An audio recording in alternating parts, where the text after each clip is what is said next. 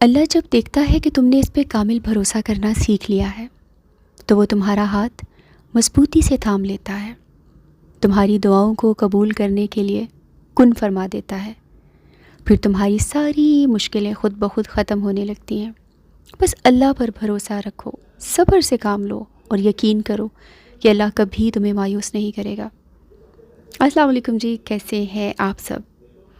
بس جی یہی سوچ کر میں نے اللہ پہ بھروسہ کر کے اپنے لیے سکون کی دعا کر لی، لیکن اللہ نے میرے ساتھ کیا یہ کہ میرے ہسبینڈ نے سیکنڈ میرج کر لی اور مجھے ایک نئے امتحان میں ڈال دیا گیا۔ کیسے میں نے خود کو موٹیویٹ کیا، کس آیت سے میں نے خود کو حوصلہ دیا۔ ہاں، قرآن سچ میں شفا ہے، لیکن ہدایت والوں کے لیے، ایمان لانے والوں کے لیے۔ میں نے اپنے ہسبینڈ کی سیکنڈ میرج سے بہت کچھ سیکھا۔ میں یہ سمجھتی تھی کہ مجھ میں تکبر نہیں ہے، کیونکہ میں نے ہمیشہ اپنی ہیلپرس کے ساتھ مل کے کھانا کھایا، ایک ہی جگہ پہ بیٹھ کے کھانا کھایا، کیونکہ میں نے اپنے پیرنٹس کو دیکھا تھا اور مجھے ہمیشہ سے لگتا تھا کہ مجھ میں تکبر نہیں ہے۔ لیکن ہسبینڈ کی سیکنڈ میرج کے بعد مجھے اندازہ ہوا کہ تکبر میرے اندر کہیں نہ کہیں چھپا بیٹھا ہے۔ اللہ فرماتے ہیں نا، جس کے دل میں رائی کے دانے کے برابر بھی تکبر ہوگا نا، وہ جنت میں نہیں جائے گا۔ اللہ رب العزت نے ایک صبر کی بھٹی سے مجھے گزارا اور سکھایا کہ تکبر کو کیسے ختم کرنا ہے۔ دیکھیں، اللہ رب العزت کے فیصلوں کو نہ ماننا، دل سے ان کو تسلیم نہ کرنا، یہ بھی تکبر کی ایک قسم ہے۔ پھر جب مجھے سمجھ لگی کہ اللہ رب العزت انسان کے لیے جو بھی کرتے ہیں نا، اسی میں بہتری ہوتی ہے، کیونکہ میں اس دکھ نے مجھے قرآن سے جوڑ دیا۔ قرآن سے تو الحمدللہ میں شروع سے ہی جڑی ہوئی تھی، اور کوئی نہ کوئی آیت مجھے موٹیویٹ کر دیتی تھی۔ پھر اس آیت نے موٹیویٹ کیا کہ میرے بندے، بعض اوقات جو تم اپنے لیے برا سمجھ رہے ہوتے اسی میں تمہارے لیے بھلائی ہوتی ہے۔ پھر میں نے سوچا کہ ہسبینڈ کی سیکنڈ میرج میں کیا بھلائی ہو سکتی ہے میرے لیے، لیکن میں نے اللہ رب العزت کے فیصلے کو دل سے تسلیم کیا، صبر کے ساتھ اس فیصلے کو میں نے تسلیم کیا، اللہ پہ بھروسہ کیا۔ دل ہی دل میں کہیں نہ کہیں میں اللہ سے ناراض ہو گئی تھی، بس دل ہی دل میں کہیں نہ کہیں جو تھا نا، یہ بات تھی کہ میں نے تو ہمیشہ اللہ سے پیار کیا، ہمیشہ جب سے ہوش سنبھالا جزا سزا کے بارے میں سوچا، اپنے آپ کو گناہوں سے بچانے کی کوشش کی۔ اللہ نے میرے ساتھ کیا خود سے محبت کرنے والوں کے ساتھ ایسے کیا جاتا ہے؟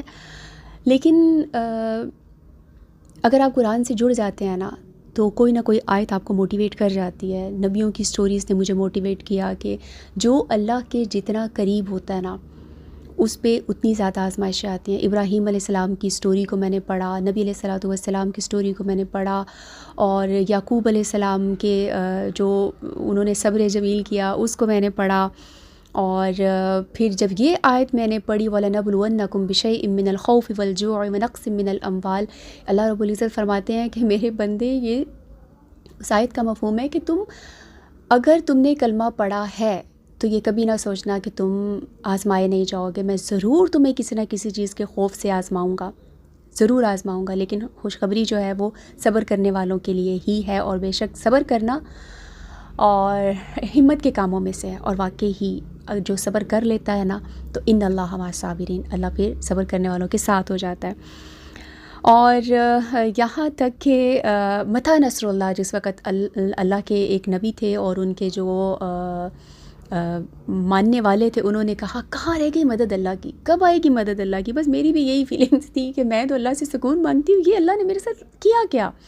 لیکن آپ یقین مانیں، میں نے تو کیا، کسی نے بھی یہ نہیں سوچا تھا کہ میرا اللہ رب العزت کی رضا میں راضی ہو جانے میں اللہ نے میرے لیے کتنا بڑا ہسبینڈ کی سیکنڈ میرج میں انعام رکھا تھا میرے لیے، کہ اللہ نے جو ہے وہ میری ہی اردو میں سوتن کو کیا کہتے ہیں مجھے یہ لفظ بہت برا لگتا ہے، اور میں میاں صاحب سے پوچھ رہی تھی، میاں صاحب انگلش میں سوتن کو کیا کہتے ہیں؟ ان کی انگلش کافی اچھی ہے، لیکن وہ کہہ رہے تھے مجھے نہیں پتہ انگلش میں سوتن کو کیا کہتے ہیں، اگر آپ کو پتہ ہو تو مجھے ضرور بتائیے۔ میرے خیال سے وائف اللہ کہتے ہیں پتہ نہیں کیا کہتے ہیں۔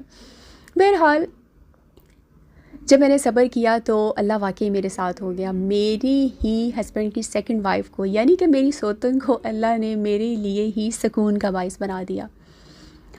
اور الحمدللہ بچے مجھ سے زیادہ ان سے اٹیچ ہو گئے، اور ہم دونوں کی انڈرسٹینڈنگ کیسے ہوئی، ہم دونوں ایک ہی گھر میں رہتی ہیں بہت پیار کے ساتھ، اور سگی بہنیں بھی اس طرح نہیں رہتی ہوں گی، جو بھی ہمیں دیکھتا ہے وہ یقین ان کو آتا ہی نہیں ہے کہ یہ دونوں کا آپس میں رشتہ کیا ہے۔ الحمدللہ اللہ کے فضل سے ہم دونوں کی اتنی اچھی انڈرسٹینڈنگ ہے، اور وہ اپنے میکے چلی جائیں تو وہ ان کا دل نہیں لگتا اور ہمارا بھی دل نہیں لگتا، ہم انہیں کالز کر رہے ہوتے ہیں، بچے کالز کر رہے ہوتے ہیں کہ آپ واپس آ جائیں۔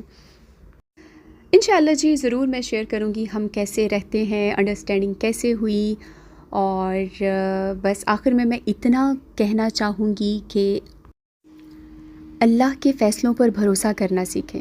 کچھ پریشان کر رہا ہے، اداس ہیں، فیصلہ نہیں کر پا رہے، تو ایک بار اللہ سے بول کر دیکھیں، اللہ کو بتائیں، اللہ رب العزت سے مشورہ کریں، اللہ سے دعا مانگیں، پھر دل سے یہ خوف نکال دیں کہ کیا ہوگا کیا نہیں ہوگا۔ یقین جانیں جو بھی ہوگا بہترین ہوگا، اسے ہی توکل کہتے ہیں۔ جب توکل اتنا مضبوط ہو جائے تبھی معجزے ہوا کرتے ہیں۔ بس آپ کو اپنے معجزے کا انتظار کرنا ہے، اللہ پر توکل کر کے۔ ملتے ہیں نئی ویڈیو میں اسی قسم کے ٹاپک کے ساتھ، دعا میں رکھیے گا یاد۔